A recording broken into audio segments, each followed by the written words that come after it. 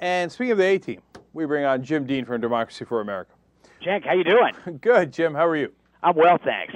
Jim, yesterday on the show, I was talking about the need to fight for real progressives. Yep. Because, look, we have a lot of disagreements, in the, let's say, progressive community as to whether Barack Obama is doing enough, not doing enough, et cetera, right? Should we support people like Blanche Lincoln? Should we not? You know I come out very strongly on one side on that. But there is agreement, or there should be agreement, that for real progressives, we should all get on board and encourage them for the fight that they've taken on, right?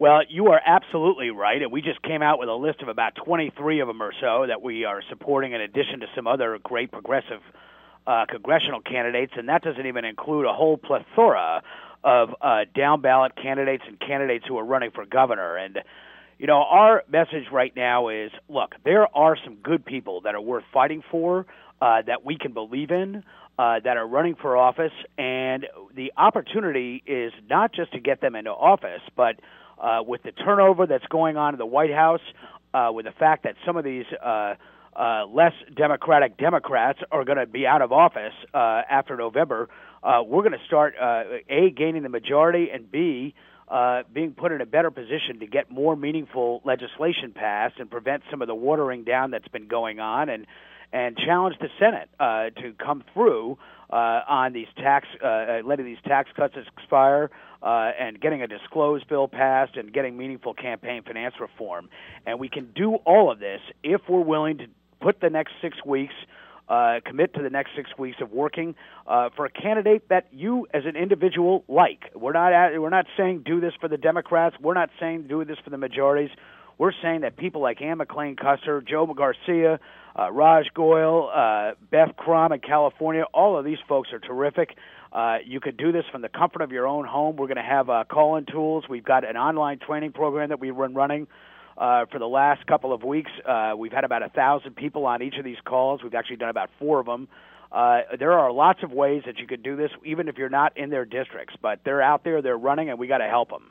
All right, Jim, I know that everybody can find the list of the 23. There's some challengers on the list. There's some incumbents on the list who have been fighting hard, et cetera. They can find it on your website, democracyforamerica.com. Yep. But walk us through how you chose these guys.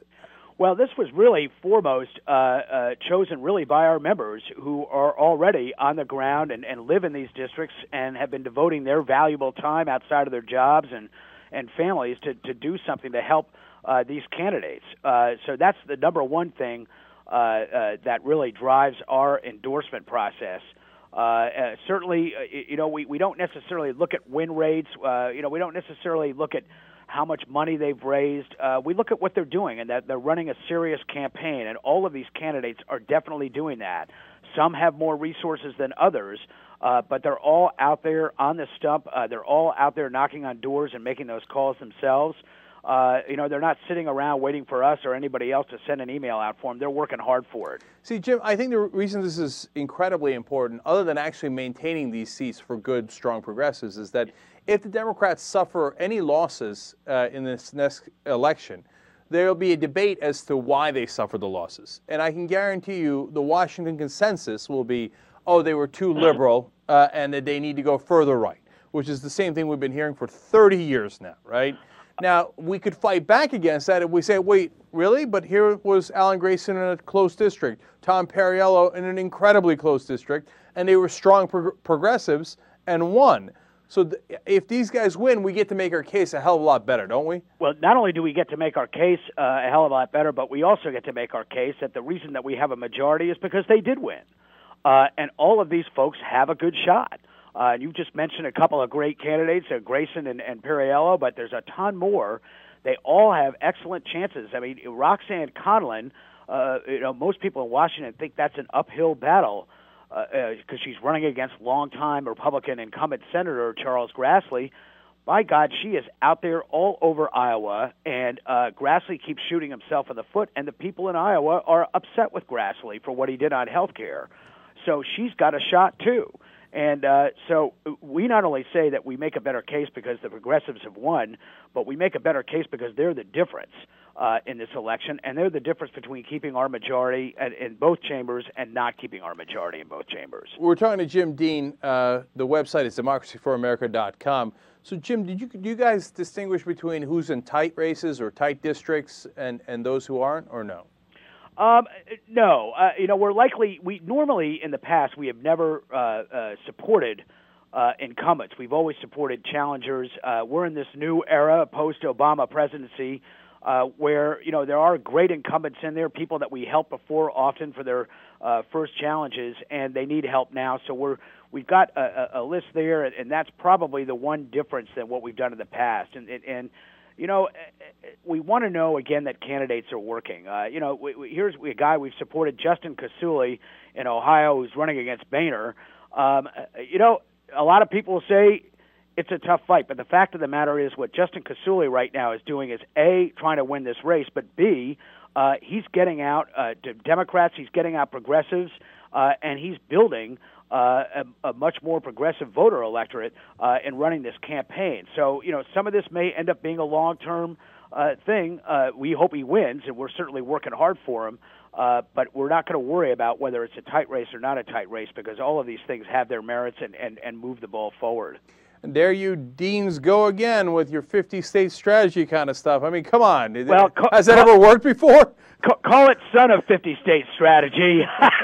But, we're going to keep doing this. It's what keeps us going. And frankly, it's really the folks, our million members that are spending their valuable time. And I hope the listeners out there will consider joining them and all over this country to help some of these folks. They're really the future of Congress, and they're the future for Democrats to start standing up instead of running for cover every time someone starts yelling about raising taxes, which is what's going on over this ridiculous debate over extending the Bush tax cuts. We shouldn't be doing this. We should have buried it a long time ago.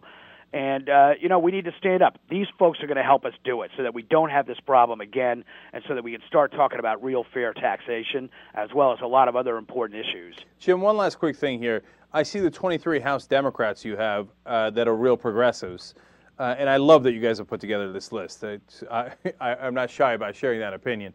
Thanks. How about the Senate side? I mean, obviously, Feingold's in a tight race, and you don't get a stronger progressive than Feingold. Well, yes, and we're helping him, and we're going to continue to help him. I mentioned Roxanne Conlon in Iowa, and then here are 4 pickups for you. Paul Hodes in New Hampshire. That's a pickup if he can win, and he can. Joe Sestak in Pennsylvania. Elaine Marshall, who has done a tremendous job in North Carolina, she can win this race. Jack Conway in Kentucky. That's a pickup. These are all very doable races. So we may lose a Blanche Lincoln here and there. No skin off my back, but we've got these 4 seats that are going to be really critical to keeping the Senate majorities. And again, make that case that you mentioned, Cenk, about us making sure that everyone knows we're the difference. All right, Jim Dean from Democracy for America. Everybody check out democracyforamerica.com because that's where they have the list of these candidates that we know are progressive, and it would be obviously a great message as well as great flat-out victories if those guys won. Thank you so much, Jim. Hey, thanks so much, Cenk. All right, take care. We'll be right back.